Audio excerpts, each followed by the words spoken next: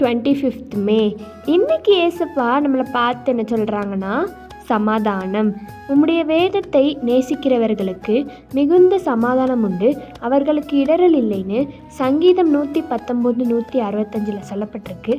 ஏசப்பாவோட வசனத்தில், ஏசப்பாவோட வேதத்தில் நம்ம நேசிக்கணும், நம்ம பிரியமாக இருக்கணும். கண்டிப்பாக அப்படி இருந்தோம் அப்படின்னா நம்ம வாழ்க்கை ஃபுல்லாகவே சமாதானம் தான்.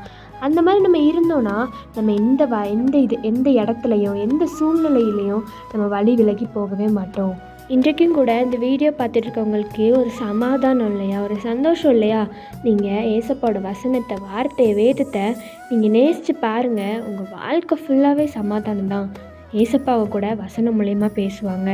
நம்ம வேதத்தை நேசித்தோம் அப்படின்னா நம்ம வழி விலகி எந்த சுச்சுவேஷன்லேயும் எந்த இடரல் வந்தாலும், நம்மளுக்கு ஒரு பாவம் வரலாம், சாத்தா நம்மளுக்கு ஒரு சோதனை கொண்டு வரலாம், அந்த மாதிரி எதுலேயுமே நம்ம வழி விலகி போகவே மாட்டோம். ஏசப்பா நம்ம கூடவே இருப்பாங்க. ஜெபம். அன்புள்ள தகப்பனே, இந்த நாளை காண செய்த கிருபைக்கு நன்றியப்பா. எத்தனையோ பேர் இந்த வீடியோ பார்த்துட்ருப்பாங்கப்பா. அவங்களாம் வேதத்தை நேசிக்க, உங்கள் வசனத்தை நேசிக்க நீங்கள் உதவி செய்யுங்க. அவங்க வாழ்க்கையில் சமாதானம் உண்டாகணும். எந்த இடத்துல அவங்க வழி விலகி போகாதபடி நீங்கள் கிருபை செய்யுங்க, பாதுகாத்து கொள்ளுங்க. இயேசுவின் மூலம் ஜெபிக்கிறோம் நல்ல பிதாவே, ஆமேன். By truth of Melshi, have a marvellous day.